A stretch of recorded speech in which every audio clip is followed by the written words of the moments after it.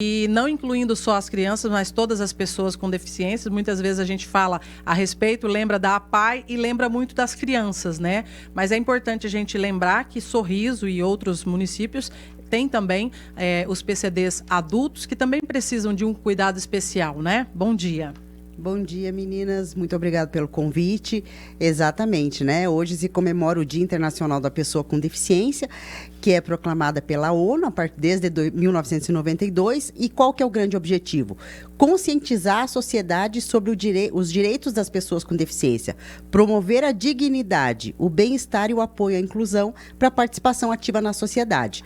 O próprio conceito já nos fala muito, né? Sobre o quanto é importante. Não só essa data, porque não é numa data só que devemos comemorar.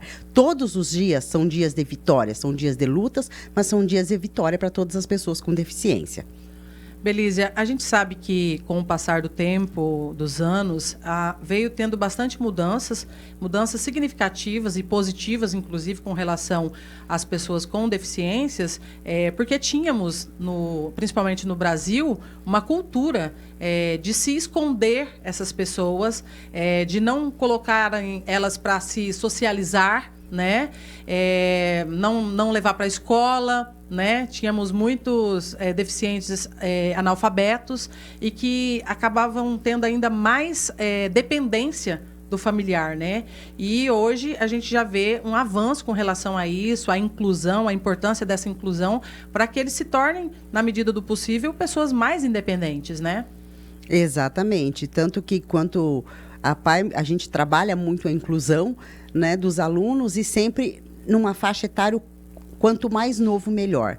Por quê? Pela visão de uma sociedade, de um modo em geral, né? Então, assim, a inclusão, ela tem que ocorrer de uma forma real. Que bom que mudou, que bom que evoluímos. Ainda temos muito para evoluir, né? Hoje, quando a gente vê uma pessoa com deficiência, eu conversava com uma mãe agora há pouco e ela dizia assim, ai, Belise, aí vê como ele, ai, bonitinho, fofinho. Não, é uma pessoa, ele tem potencial, ele tem vontade, ele tem desejos, ele tem sonho. Então, toda e qualquer pessoa com deficiência, a gente tem que descobrir a potencialidade dela e fazer uma inclusão real, não é? Exatamente. E a gente observa, inclusive, né, já trouxemos algumas pessoas que, inclusive, você indicou para vir falar com a gente aqui na rádio, de que, às vezes, na hora que a pessoa realmente está precisando de ajuda, não aparece ninguém para ajudar ela numa situação, num desafio, num obstáculo.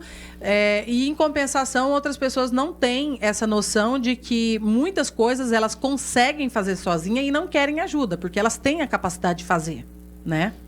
Exatamente. Eu sempre digo que um dos sonhos é promover. A gente faz essa capacitação, várias vezes muitas empresas vão até a PAE para que a gente consiga fazer essa vivência, né? Como é eu estar na situação de uma pessoa com deficiência? Eu tenho que saber, porque muitas vezes quando a gente sente na pele, é onde a gente sabe como funciona. E aí a gente coloca aquela pessoa numa cadeira de rodas para que ela sinta, de repente simula uma pessoa com uma deficiência visual, uma deficiência auditiva, uma dificuldade, por exemplo, uma hemiplegia, uma dificuldade para abotoar uma camisa, para que ela saiba. E aí isso já começa a trabalhar a sensibilidade. A pessoa já olha e diz, nossa, realmente, eu tenho que fazer, né? Eu consigo, porque todo mundo trabalha a sua potencialidade. E a gente precisa manter isso. Tanto física quanto intelectual, né, Belízia? Exatamente, né? Quando a gente fala, por exemplo, você falou da questão das muitas pessoas que não eram alfabetizadas e tudo, ainda existe essa situação. Mas, às vezes, por exemplo, uma questão de uma deficiência intelectual grave, ele não vai conseguir ser alfabetizado. Mas, para isso, ele não vai ter vivência de mundo? Ele vai ter outra forma, né? Ele vai conseguir trabalhar de uma outra forma. De repente, lá a alfabetização para ele não seja tão vital na vida dele, mas ele consegue encontrar outros caminhos e outras formas de ser uma pessoa ativa na sociedade, inclusa, né? Desenvolvendo um bom trabalho. Exatamente.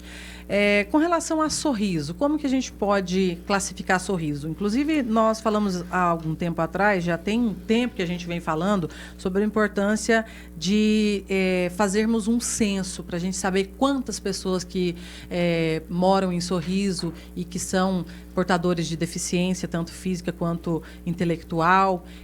Saiu esse censo, vocês conseguiram fazer? Porque a gente via que era um objetivo, né? E é importante, inclusive, para o município, né? Até mesmo para as pessoas que fazem parte desse grupo. Exatamente. É aquela velha questão. Como que eu vou discutir política pública se eu não sei qual é o meu público? Né? É meio hipócrita essa questão, né? Vou dar um exemplo. Vamos criar acessibilidade em todos os pontos. Ok, mas eu sei quantas pessoas eu tenho no município, quais são os pontos, esse mapeamento, como é que é feito, está sendo feito de uma forma adequada. E, infelizmente, o nosso censo, ele tinha avançado um pouco, né? Nós tivemos uma reunião com a secretária de assistência em agosto, se eu não me engano, julho, não lembro exatamente. E aí ficou de já se criar o link, colocar na prefeitura, fazer vídeos institucionais ensinando as pessoas a responder o censo, né? Porém, depois disso, acabou que não evoluiu, né? Não aconteceu. O que me deixa muito, muito triste. Eu sempre digo que, assim, é uma coisa que Sorriso seria pioneiro nessa questão. Né? Tu ter um censo, a gente tem um dado, porque, como tu bem falou, não são só crianças, são adultos, são jovens, por exemplo, jovens vítimas de acidente de carro. Quantos nós temos, carro, moto, enfim, quantos nós temos no município? Idosos acamados que hoje estão numa situação de deficiência. Não se sabe, né? Uma vez a gente recebeu uma da Secretaria de Saúde que eram 43 no município. Eu discordo. Eu não acredito que um município como Sorriso tenha apenas 43 idosos acamados.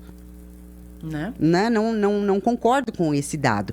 Então, assim, o censo ele vem exatamente para mostrar, para que a gente possa discutir, né? Porque, assim, é muito, muito bonito, vocês me desculpem a sinceridade, mas é muito bonito na época que é do meu interesse eu ir lá tirar foto, né? Fazer aquela propaganda, mas E depois, no restante do ano depois, todo, exatamente. Né? Nos outros anos, como que é feito. Sim.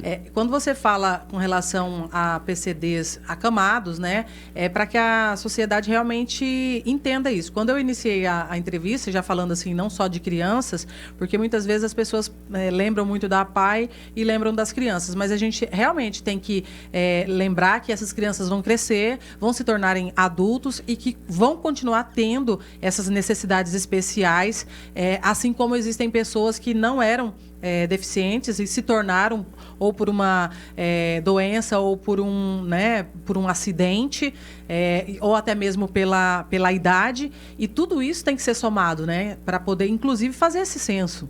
Exatamente, né? Então tu vê que interessante, como tu falou, a criança ela cresce, né? Se a gente for ver a faixa etária da APAE, nós temos alunos com 60 anos.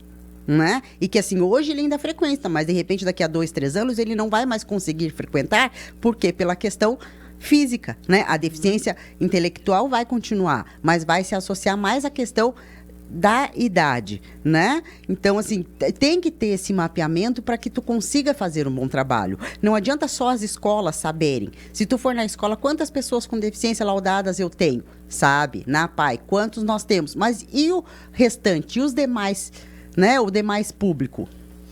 Além disso, a gente fala também a respeito, para marcar essa data, do que está sendo feito com relação a adaptações, né? Tanto no transporte, quanto nas calçadas, nos órgãos públicos. Como que você avalia Sorriso?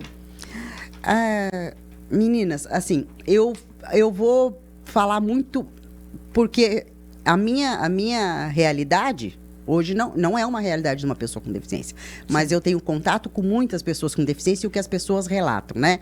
Nós até fizemos outro dia um vídeo, tudo, por exemplo, tinha uma calçada que está sendo feito. Fantástico o projeto, fantástico, mas ele tem que ser bem executado e bem feito.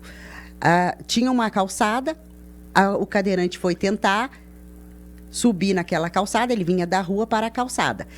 Bem na beiradinha, não sei como é que chama, não sou arquiteta, não entendo essas questões, tinha um desnível. Ele não conseguia, a cadeira travou e se ele insistisse, ele poderia cair. Então, assim, se eu estou fazendo uma rampa de acessibilidade para deficiência, ela tem que ser uma rampa, ela tem que ser completa, não é simplesmente eu rebaixar a calçada e colocar, né? Então, tem que ter uma fiscalização, tem que ter uma adequação e para que seja feito. Quando a gente vê, por exemplo, nas calçadas... Tem que funcionar. Tem que funcionar. Por exemplo, uma dúvida, eu conversando com alguns arquitetos e estava questionando, mas se coloca o paver, que chama, né? E aí o piso tátil.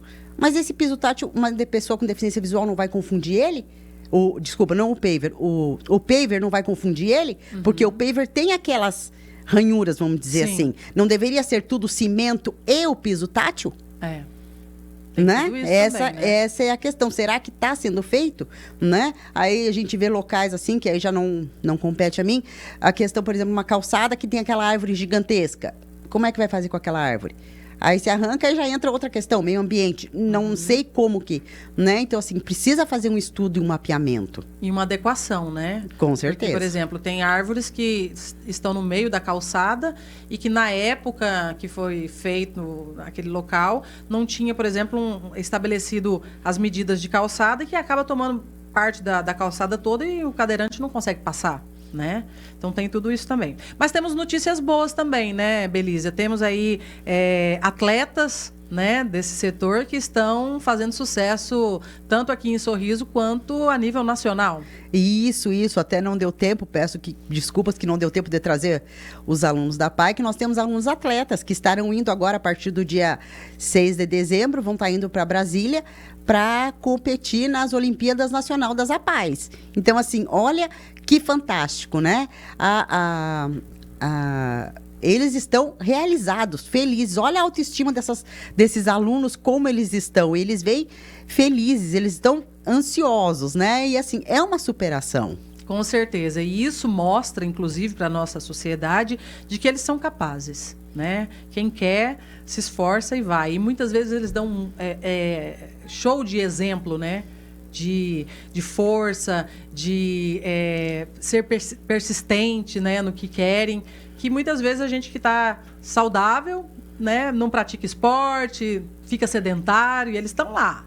Sim, exatamente, né? Eu sempre relato que teve um menino, ele tem a trissomia do 21, foram 3 anos para ensinar ele a nadar. E é um medalhista.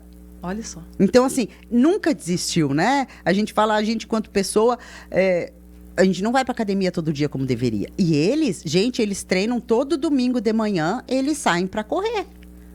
Um exemplo. Tu fala assim, ó, treinamento, eles sabem certinho e fazem aquele treinamento, né? E eles estão extremamente empolgados, né? Parabéns para eles. Beleza, infelizmente tenho que encerrar nossa entrevista. Gostaria de falar mais, mas é claro, está sempre aberto aqui para você trazer questionamentos, situações que você acha importante que a sociedade saiba, né? E, inclusive, convidar já a APAE, a equipe da APAE, para vir participar com a gente, se não esse mês, mas no próximo mês também, para fazer aí uma retrospectiva, né, dos trabalhos realizados. E, desde já, agradecer a sua presença e todos os esclarecimentos que você trouxe aqui para a sociedade. Muito obrigado.